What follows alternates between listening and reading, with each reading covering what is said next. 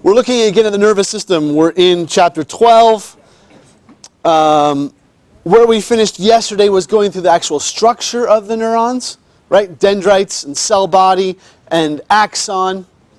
And we were talking about how the axon transports, and this is not in your study guide, but worth mentioning, because some of these axons are literally feet long, right? They are long cells. And the question is, how do you send that signal down there? Well, they work very hard at doing that, sending that signal either fast or slow.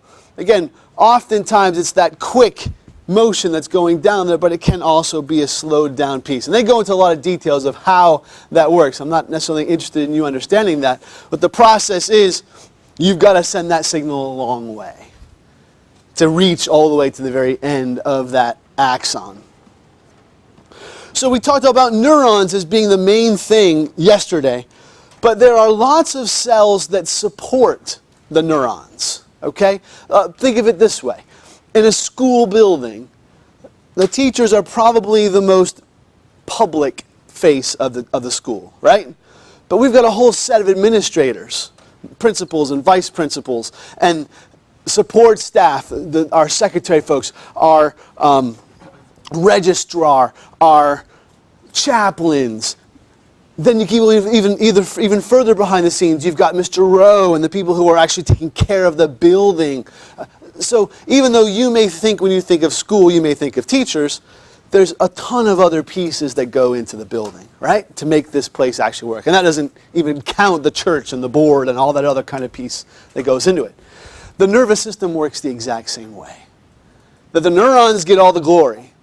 But in actuality, there's way more of these neuroglia, these supportive cells, than there are neurons. 10 to 1 even, which is pretty impressive. It's an awful lot of support cells needed. And they have a number of different functions as far as protection. They bind and make a framework. They help guide the neurons as they're growing. Lots of different pieces, and we'll talk about them in detail. You've got 4 of these neuroglial cells that are in the central nervous system and 2 that are in the peripheral nervous system. We'll talk about the central nervous system first. The first one is called an oligodendrocyte, which is one of my favorite words to say. It just kind of bounds off the tongue very nicely. You sound intelligent if you say, Mom, I was learning about oligodendrocytes today. She'll say, wow, Abby, I'm impressed. That's fantastic. Right? It's good. So what do the oligodendrocytes do? These, in the central nervous system, form the myelin sheath that wraps around the axons. Now we'll talk in much more detail about this myelin sheath.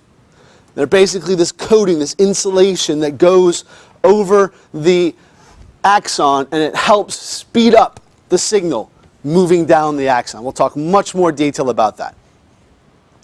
And then notice that is in the central nervous system. If you peek down a couple of places on this list, the Schwann cells, you may notice, do the exact same thing. Yes, they are also forming these myelin sheaths, but they are in the peripheral nervous system. Are you with me? Same function, but different location. Our next one in the central nervous system is the ependymal cells. The ependymal cells produce this fluid called the cerebral spinal fluid. And the cerebral spinal fluid is the fluid that fills the spaces in the brain. You have these spaces that are called ventricles. You have this canal that goes actually all the way down your spine in the very center of your spinal cord that is filled with this fluid. It helps provide nourishment. It helps with cushioning. We'll talk much more about this in the future. But these are the cells that actually secrete that. They are a cuboidal epithelial cell that has cilia on the surface to help move and circulate this cerebral spinal fluid through the body. Yeah.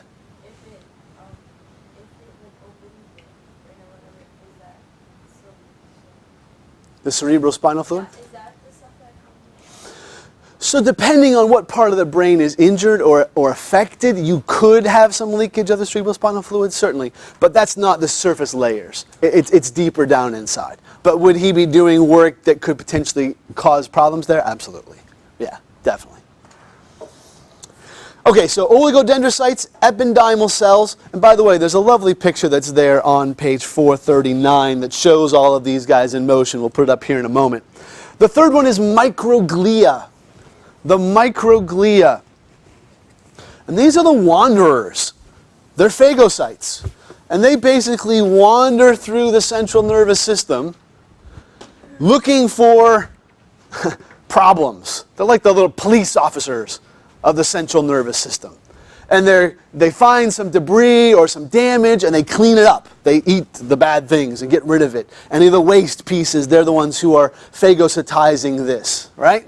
And so they're just keeping the central nervous system basically in running order. Maybe they're the janitors or the maintenance folks of the central nervous system.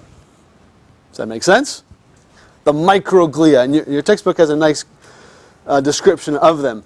The next one is the astrocytes, which is pretty impressive. They have a ton of different functions because they are the most abundant cell in the central nervous system. And they cover almost every surface, the brain, the non-synaptic regions of the neurons in the brain itself. And they have a whole host of functions that they perform.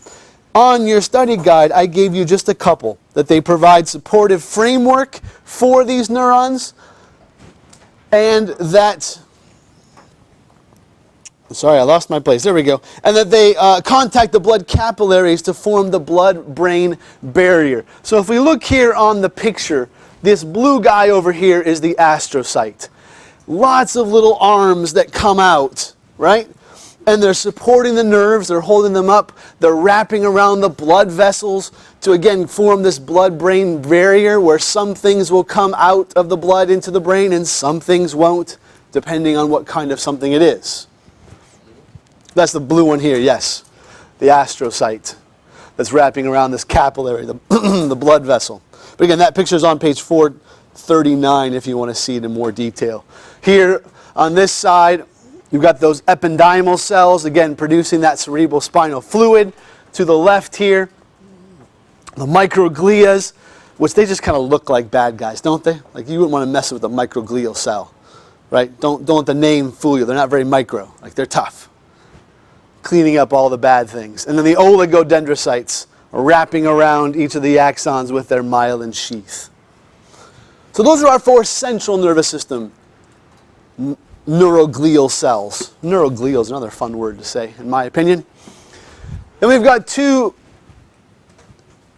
peripheral nervous system, the PNS neuroglia. The first one we already mentioned, the Schwann cells, and these again produce the same type of thing that the oligodendrocytes do. They produce that myelin sheath that wraps around the axon. And the last of the six neuroglia are these satellite cells. No worries. The satellite cells, and again, these are surrounding the neurosomas, which remember that's the cell body of the neuron. And they provide some insulation around that and help keep the chemical environment stable. Yep. Because they have slightly different structures, as well as the way they wrap the nerves is slightly different, one versus the other, because one's more mobile and one's not. The Schwann cells are more mobile, and you'll see in the neuron regeneration, they play a different role as well in that. So they perform a little differently, and even the way they wrap, like one of them wraps from the outside in, one wraps from the inside out. So there's enough differences that they call them two different cells. But again, for our purposes, the big piece is they both form myelin. And one's central, one's peripheral. Carlos. So peripheral nervous system versus central nervous system. Central meaning brain, spinal cord, peripheral meaning everywhere else. Nathan. The oligos and the Schwanns? No. Well, there's going to be some differences, sure, because they have different functions that they're doing. But they're all considered the nervous system. Remember, we just break it into all these little pieces to be more specific about their function. Yes, ma'am? So the myelin sheath, let me pop back again. And we'll talk much more about this even today.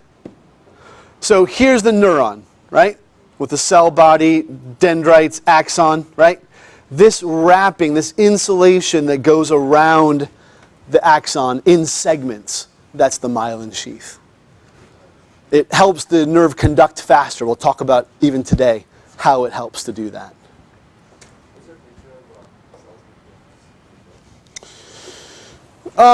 I think that, and I apologize for stealing your book here, Carrie. If you look on page 435, this is a peripheral nervous system neuron.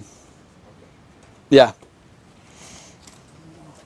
And again, you get a nice view of those myelin sheaths, the little wraparounds. And each of those individual pieces, each of those little bundles that surrounds or little raised areas, that's a Schwann cell, an individual Schwann cell that's wrapping around the axon. What's that? Yeah, absolutely. Yep. They're wrapped around there very nicely. Versus, can you see that this oligodendrocyte sends out a piece here and a piece there and a piece, like it helps to support as well, rather than just being wrapped around one single place. So this is another difference in the structure between oligos and Schwann cells. Right, for the most part. Yeah, the oligodendrocytes, you're saying. Yes, it's correct. It's correct. Well, the Schwann cells can do some migration. All right, let's keep moving. Again, in the book, you can see they do give you some slides that show the different pieces. So here's the actual axon, but here's the myelin sheath inside there. Here's that Schwann cell that's wrapping around an axon in the middle there. So let's talk more about this myelin sheath. So again, we're about 2/3 of the way down the page on your study guide here. And this is a spiral layer of insulation that wraps around the nerve fiber. Okay, and again, oligos in the CNS and Schwann cells in the PNS. They are mostly lipids, 80% lipids, 20% proteins.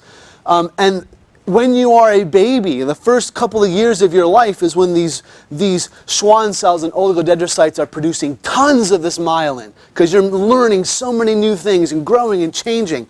So this is one of the times that they encourage you, for a baby, you want to give them high-fat stuff. Like, you want to see a nice, good, healthy baby, you want to see nice, fat, chubby cheeks and nice, big, bulgy arms, and fat, little, cute legs. That's a good thing. Right? This means this baby's got lots of lipids to be able to do this with. Does that make sense? Now, when you're 4 and 5 and 6 and 7 and they still look that large, okay, then you got some issues, right? But again, as an infant, as a toddler, you want them to be nice and bulky. So they talk about not giving kids, little kids, that like 2% or skim milk. No, give them the thick stuff. It's good for them. Yeah, and again, there's nothing wrong with that. Nothing wrong at all. It's just a matter of if you're consistently staying that way too long. Right, absolutely. Sure, yeah, they do. They do. Because again, they're growing and changing so quickly. Yeah, absolutely. I thought I had some more hands, but no, we're good. All right, let's keep going. So this production of a myelin sheath, we call that myelination. And again, it's literally wrapping around that axon all the way down. So in the peripheral nervous system, the Schwann cell spirals repeatedly around a single nerve. It can lay down as many as 100 layers of this membrane as it wraps around, which is pretty impressive. Right? There's really no cytoplasm between the membrane. It's just, it all gets squeezed out to the end. Imagine a toothpaste, a tube of toothpaste, right? That you have got very little toothpaste left in it. Well, you sit and you roll and squeeze that all together, it pushes all the toothpaste out to the end, right? That's the same thing that happens with the cytoplasm. Because that membrane is wrapped so tightly, it gets pushed out into little bulges where the cell body is. Does that make sense? Okay.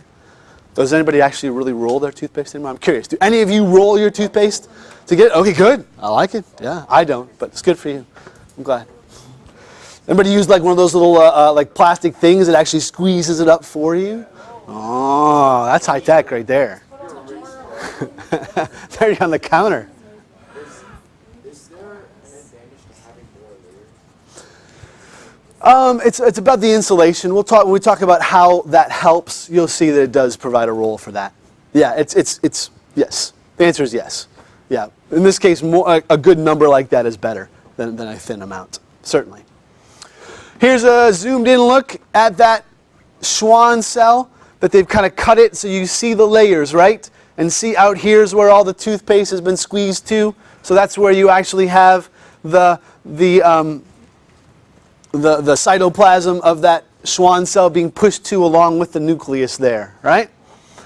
And again, they spend a bunch of time talking about the direction and how these things wrap. I'm not super worried that you know all the differences between these things. In the central nervous system, again, we have the oligodendrocytes, that they are anchored to multiple nerves. So they're supporting the nerves as they're wrapping around. Like an octopus reaching out with different arms and grabbing onto different fish and wrapping them in insulating layers. It breaks down, but okay. And the oligodendrocytes must push new layers under the older ones, so they spiral inward toward the nerve fiber, whereas the Schwann cells start in and wrap outward. This is again one of the differences between them. Here's that view of one oligodendrocyte wrapping a number of different nerve fibers. And one of the big pieces you'll notice about these myelin sheaths is that they're segmented. In other words, it's not one continuous layer. Think of if you were to pull a wire out of the wall, right? That has that nice rubber coating on the wire. That covers the entire wire. This is like somebody came and just wrapped little pieces and left little gaps between. And those are called the nodes of Ranvier. Ranvier, of course, being the person who discovered them.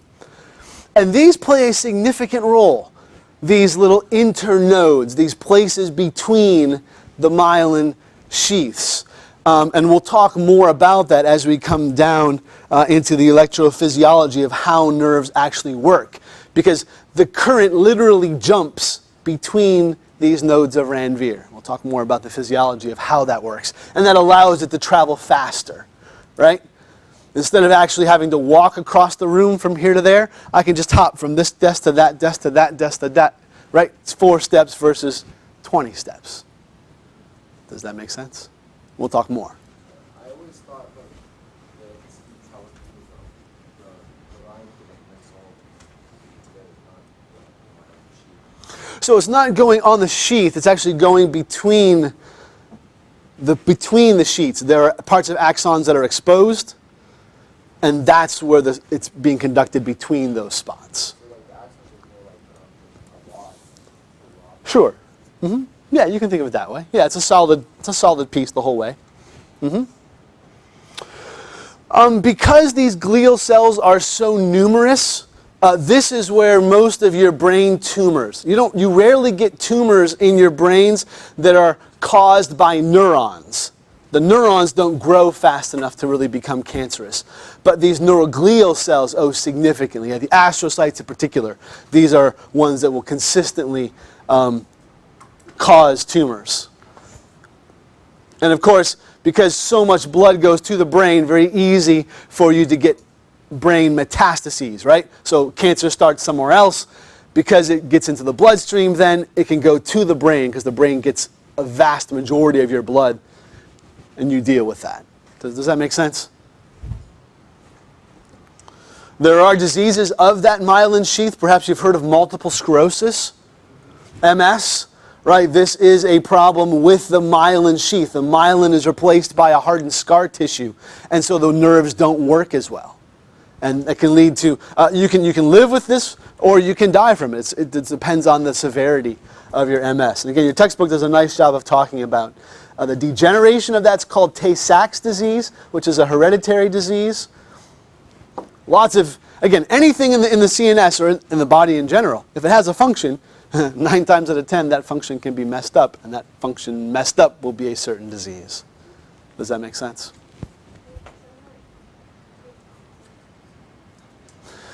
No, the myelin is being replaced by scar tissue. in MS. And the scar tissue obviously does not work in the same way. It doesn't provide the same insulation. It can't do the same thing. There are lots of unmyelinated nerves in your body. So don't think that every nerve has myelin to them.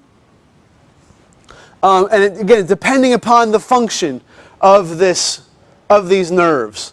There is a picture in your textbook that's not coming up on my board, and I apologize.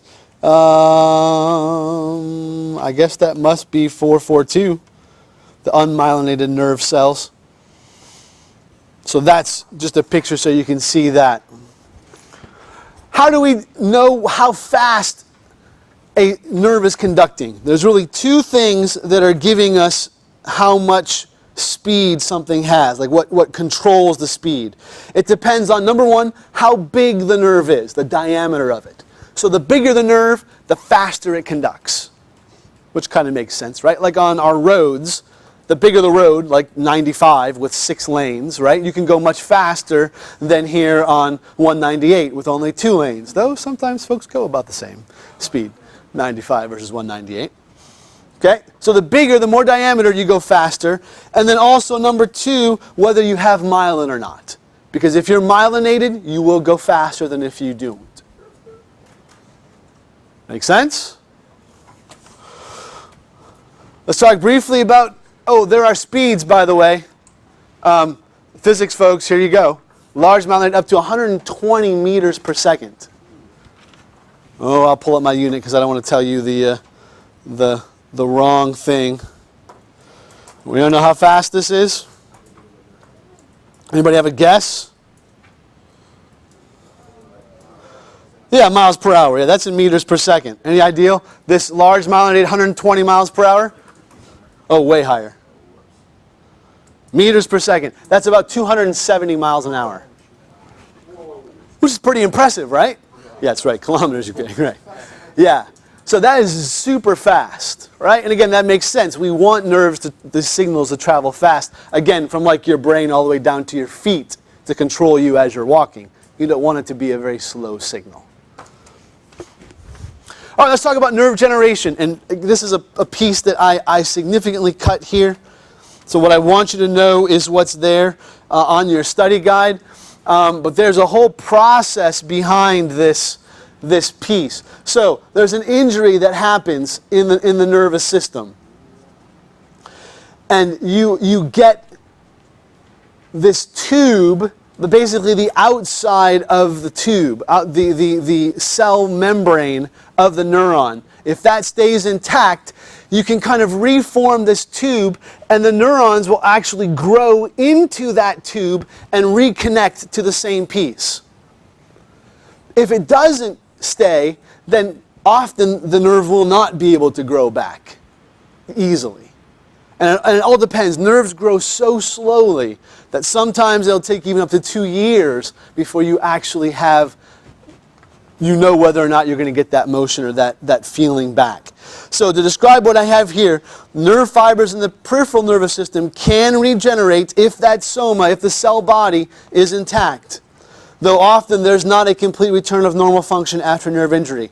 The central nervous system does not have the Schwann cells, which again can move around and help with that, keeping that neurotubule intact, so therefore they cannot regenerate. So peripheral nerves, you'll have a much better chance of them reforming. Again, like the cut that I had to my wrist, right? Yeah, these are peripheral nerves, right? Down to my wrist. So most of them reformed, but that little bit of sensory to the very tip of my thumb here, the very flat part of my thumb here, did not. Versus if I were to have a spinal cord break, right? This is central nervous system, very little chance of repair there. They're getting better, that they're learning how to do more with that, but still very difficult. So it's saying that if the axon isn't broken, it's just the membrane around it that's broken? Or can it regenerate even if the axon is cut? It's both. Okay. It's both, yeah. I mean, oftentimes that break will hit both of them. But is it in a way that it can quickly reform that piece and allow it to grow back through? Okay. Yeah. Because once it's cut, the body basically eats up all that unused axon because it's not working, it's not doing anything. So it's debris, it's disease now. Does that make sense? All right. Electrophysiology. You doing okay? We got some fun stuff to do this afternoon, or this afternoon, the next period. Actually do something I've been waiting to do with you guys. Haven't had a chance to do yet. So let's talk about electrophysiology, and then I'm going to be quiet. Your textbook goes through this whole history of how we used to think nerves worked. It's interesting to read because, again, how our bodies work has fascinated people for thousands of years. Well, duh, we're curious folks, right? So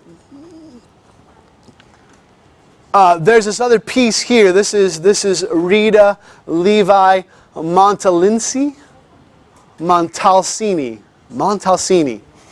And she, it's a fascinating story. You should check it out in your textbook. But basically, she discovered this nerve growth factor.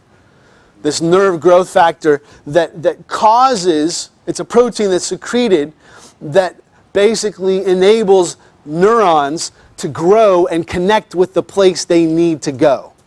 Does that make sense? So here's the nerve cell, here's the muscle, right, that they need to innervate. As that nerve grows, are you comfortable they have to connect to the right spot? Right? It's like you driving and trying to find a doctor's office you've never been to, right? You've got your GPS that's going to guide you to the exact place. This nerve growth factor is acting like the GPS, pointing this neuron to the exact place it's supposed to go to bond to that piece. Does that make sense? And she actually won the Nobel Prize for this. The textbook has a nice little piece that talks about some of the research that they did looking at these animal models and how that works. Check it out. It's worth checking out. Even started this in her bedroom because she was a girl, right? Girls can't go to college. Girls can't do good stuff, right? Yeah, no, obviously not. But yeah, so she was passionate enough at this that she was doing this on her own, and then was picked up by university. And anyway, worth checking out. Worth checking out. All right, so let's talk about these currents.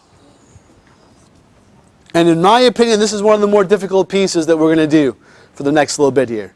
Is understanding how this electrophysiology, or the study of producing that electrical currents. Let's start with some definitions. We've talked about these in muscles.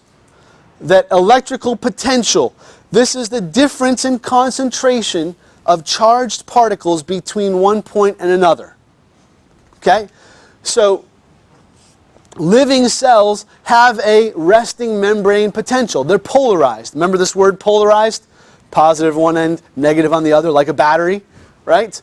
And in our nerve cells, you've got more negatives on the inside than on the outside. So our neurons have a resting membrane potential of negative 70 millivolts.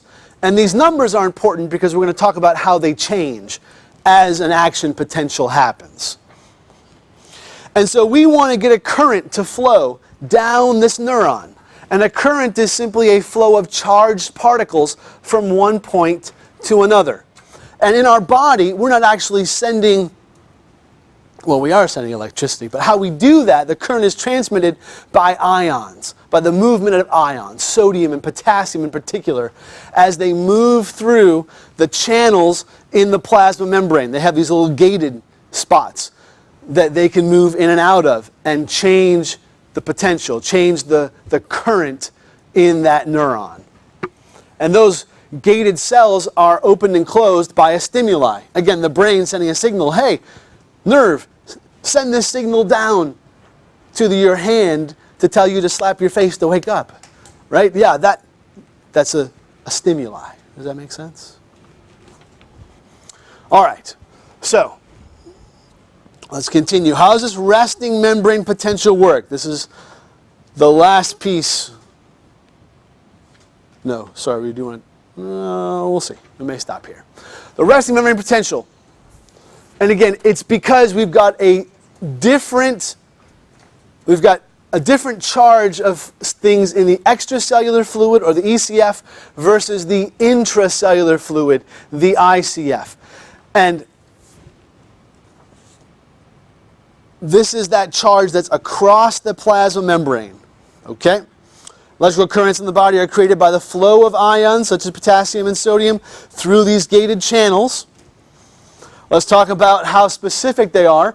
Potassium has the greatest influence on your resting membrane potential. Why? Because it's about 40 times more concentrated in the extracellular fluid than it is in the intracellular fluid. There's more of it outside the neuron than there is inside of it.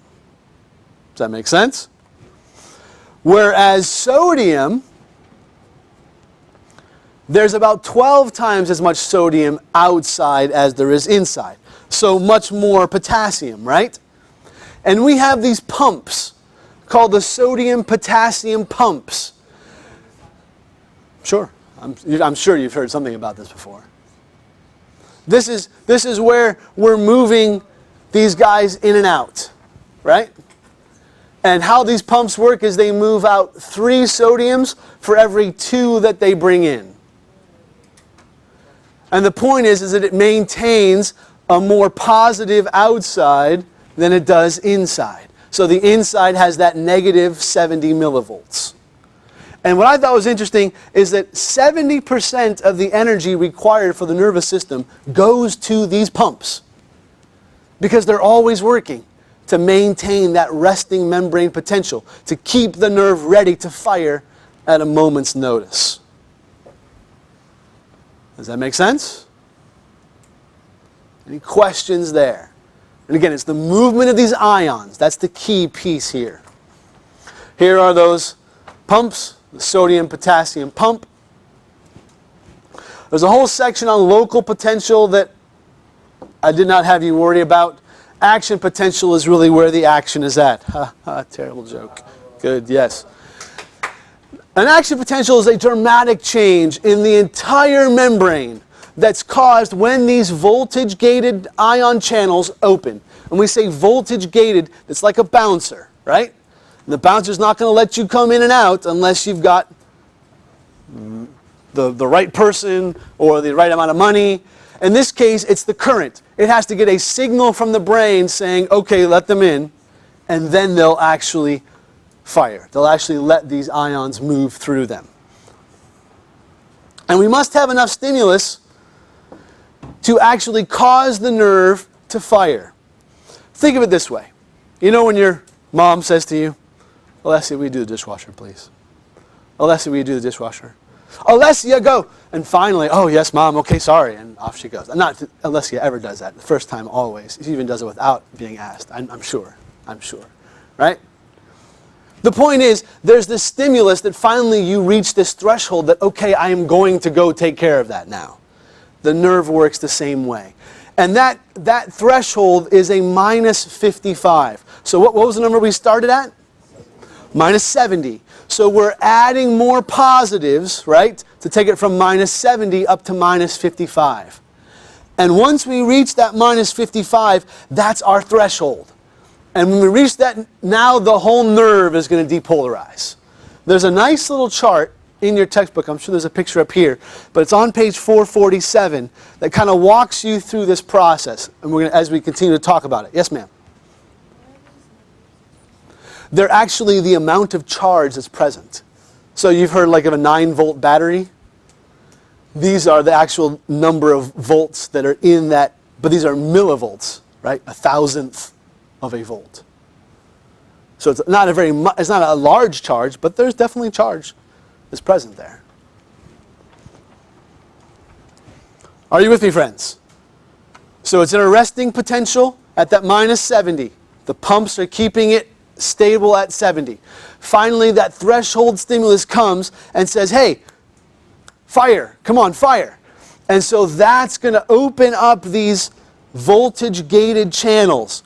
So the nerve will rapidly depolarize because sodium comes rushing in through these channels. And it takes that charge all the way up to positive 35. So you went from negative 70 all the way up to positive 35. It's a huge change in voltage, right? That's what we call depolarization, right? It was negative, now it's flipped to positive on the inside. So here's that shooting up. This is our depolarization, right?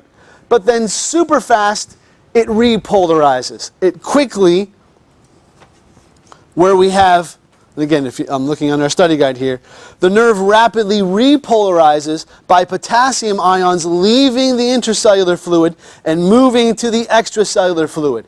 So it opens up other channels that gets the potassium to the outside. Sodium was rushing in, potassium gets pushed to the outside to get that inside to be negative again.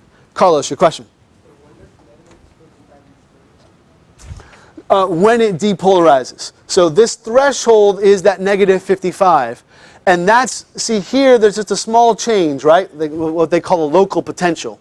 If it doesn't go higher than negative 55, it won't fire. It won't send the signal. You know? It's like if I were to sit over here and like just gently tap on his shoulder, punching it, right? He's not going to do anything to me. But if I keep hitting him harder and harder, eventually he's going to like whack me. Does that make sense? I'll finally reach the threshold where he will do something. You with me? These little motions here aren't enough to cause the whole depolarization. It has to get above negative 55 for it to totally cause the depolarization. And it actually, even when it repolarizes, it goes a little too far. Too much of that potassium leaves, and so the cell actually drops a little bit below that negative 70. So we call that hyperpolarization. And then it evens back out again. And that hyperpolarization is what we call this refractory period where the nerve can't fire again. And that basically prevents the signal from going back up the nerve instead of down the nerve. Does that make sense? It's very short. But it's enough to make the signal only go one way, is the point behind that.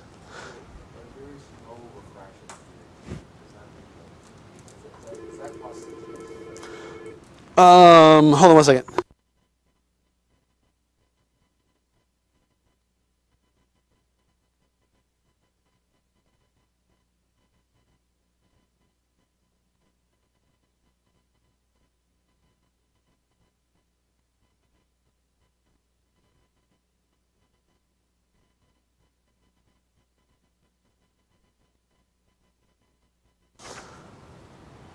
Okay, last piece I want to mention to you in that action potential piece is that action potentials are all or nothing. In other words, you can't have just part of the neuron firing. The whole thing has to fire in order to make this work. The axon from the very beginning to the very end, the whole thing will fire. The signal doesn't weaken. For electricity, if I put an electrical wire here and I send a signal all the way across the room, it's measurably weaker by the time it gets to the other side. These don't work that way. And the textbook talks about the why behind that. It's basically how it sends a signal. It continues to reinforce itself all the way down the axon. Because again, it's sending it miles if you want to go scale-wise. It's a very long distance these signals are traveling. And the last piece is that they're irreversible. They go one direction, and that's it. And once they've fired, once they've started, it can't be stopped. Are you with me? It's a lot of good stuff, and I apologize. I don't like to talk to you this early in the morning for this long. We're going to do some good stuff. The bell's going to ring here shortly. Go get a drink, walk around, and when we come back, we'll do some acting. What?